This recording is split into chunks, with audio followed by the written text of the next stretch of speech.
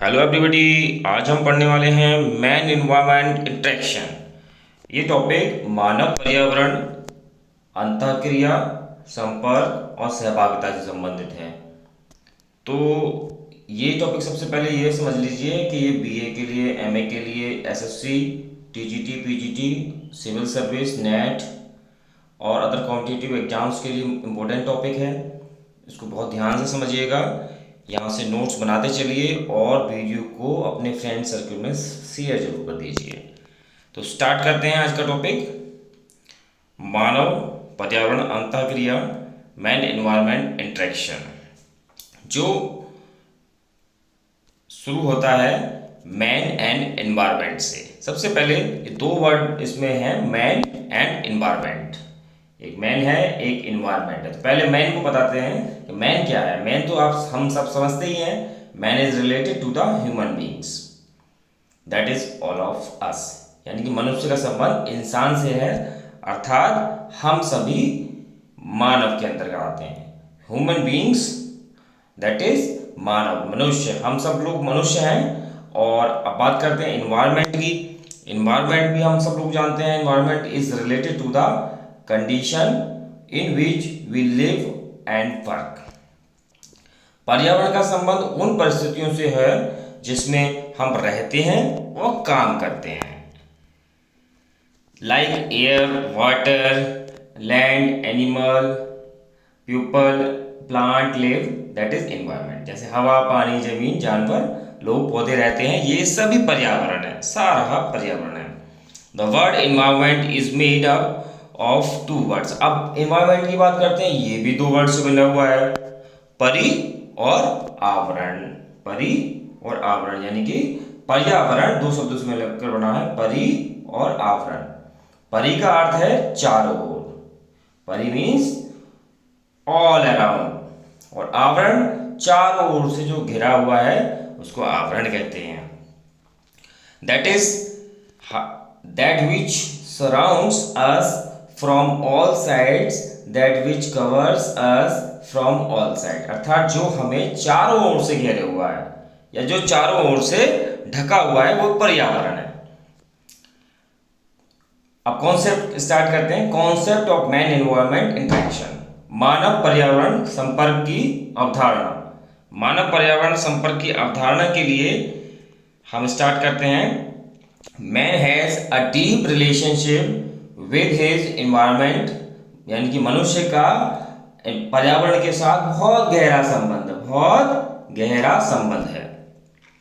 Man is surrounded by his environment from all sides, यानी कि मनुष्य चारों ओर से अपने पर्यावरण से घिरा हुआ है। हम लोग सब चारों तरफ से हमारे पर्यावरण से घिरे हुए हैं।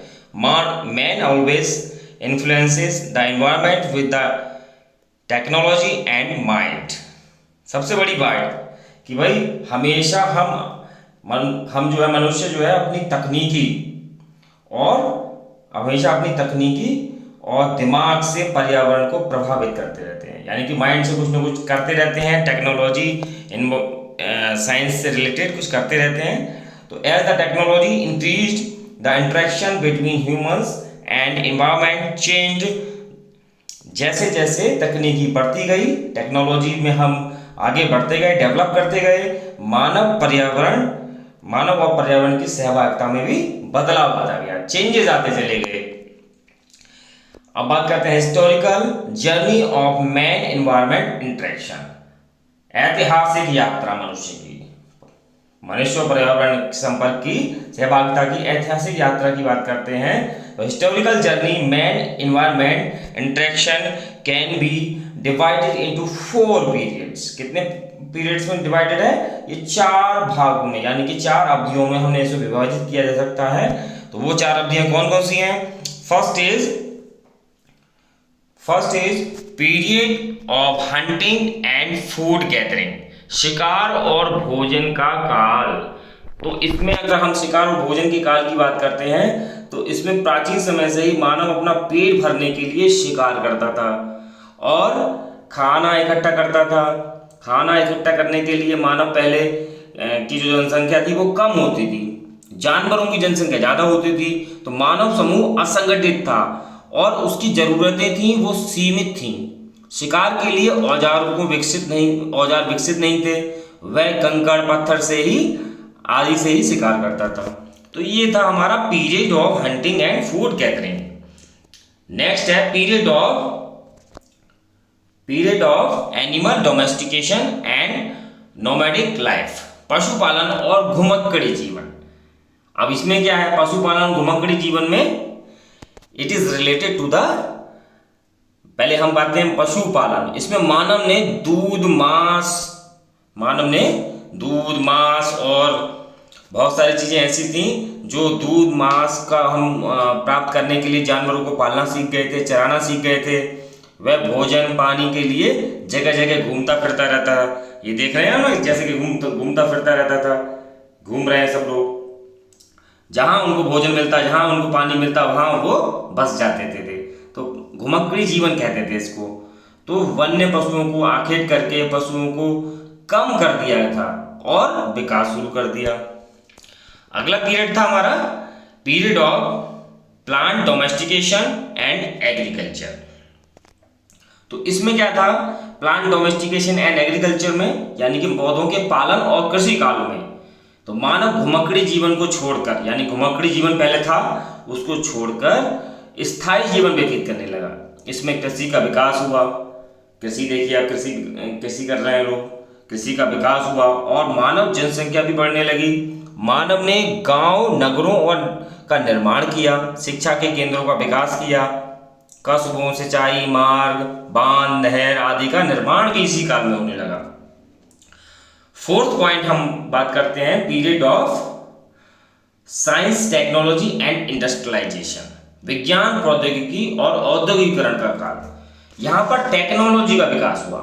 मेन जो है वो टेक्नोलॉजी का विकास हुआ। यहाँ पे जो टेक्नोलॉजी बढ़ने लगी, धीरे धीरे तकनीकी का विकास हुआ और यहाँ पर उसे कार्य मिलता, वहां वो इकट्ठा हो जाता। यानी कि मनुष्य मानव जहाँ पे उसको काम मिलता वहीं पे जाकर वो इकट्ठा हो जाता। आज भी होता है। कितने बड़े बड़े शहर हैं, वो बड़े बड़े शहर कैसे बने, वहाँ पे इंडस्ट्री थी, टेक्नोलॉजी थी, तकनीकी थी, जहाँ से उन्हें आजीविका मिलेगी। वही लोग इकट्ठा होने लगे, सारी लेबर एक स्थान पर इकट्ठा होती जाती। तो फलस्वरूप क्या हुआ, एक जगह पर इकट्ठा होने से वहाँ का ऑक्सीजन की जो मात्रा है बड़े लेवल पर उसका ह्रास होने लगा और कार्बन डाइऑक्साइड CO2 की मात्रा बड़े पैमाने पर भयंकर तरीके से बढ़ी और वायुमंडल का जो टेम्परेचर था वो इंक्रीज हो गया। वनों की कटाई की परिस्थितियों से हमारा पर्यावरण बिगड़ गया। फसल में कीटनाशक का प्रयोग होने लगा, जलवायु भूमि प्रदूषित होने लगी। तो ये टेक्नोलॉजी इस काल में बहुत सारी चीजें पर्यावरण का दोहन होने लगा। तो ये था human interact with the environment and dependent on for number of things. मनुष्य पर्यावरण और अंतःक्रिया का संबंध करता है और कई चीजों के लिए इस पर निर्भर रहता है। Environment provides us with all things like water air substances, यानी सारी चीजें हमें कहां से मिलती हैं, पर्यावरण से। पानी की वहीं से सब कुछ, हवा पानी सब कुछ हमें कहां से, पर्यावरण से मिलता है। तो पर्यावरण को सेव करना है। Environment issues occur when natural balances of environment is disturb. पर्यावरण संबंधी समस्याएं तब उत्पन्न होती हैं जब पर्यावरण का प्राकृतिक संतुलन बिगड़ जाता है। प्राकृतिक संतुलन जब बिगड़ जाएगा तभी यह समस्या उत्पन्न होगी। तो human have the ability to alter their environment and in doing so, मनुष्य में अपने पर्यावरण को बदलने की क्षमता है। जो मेन क्षमता है, एबिलिटी है, मनुष्य के अंदर है। They often caused unintended consequences that have had a detrimental effect on the natural world। तो वे अक्सर अनअपेक्षित परिणाम उत्पन्न करते हैं, यानी कि जिसकी अपेक्षा नहीं करते हैं, जिसका प्राकृतिक दुनिया पर हानिकारक प्रभाव पड़ता है। जो नहीं करना चाहिए, जिसकी अपेक्षा नहीं होनी चाहिए, वो चीजें कर देते हैं। Anthropological activities such as deforestation, pollution, climate change are some of the major ways in which human beings have impacted the environment. यानी कि वनों की कटाई, प्रदूषण, जलवायु परिवर्तन जैसी मानव जनित गतिविधियों कुछ प्रमुख तरीके हैं जिनसे मानव ने पर्यावरण को प्रभावित कर दिया। वनों को कटाई, वनों में हम काट रहे हैं, पेड़ों को काट रहे हैं, प्रदूषण फैला रहे हैं, जलवायु परिवर्तन हो रहा है, मानव जनित कुछ गतिविधियां या एक्टिविटीज हैं जिससे मानव ने पर्यावरण को प्रभावित कर दिया।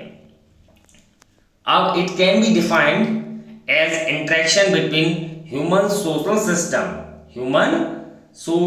System and ecosystem.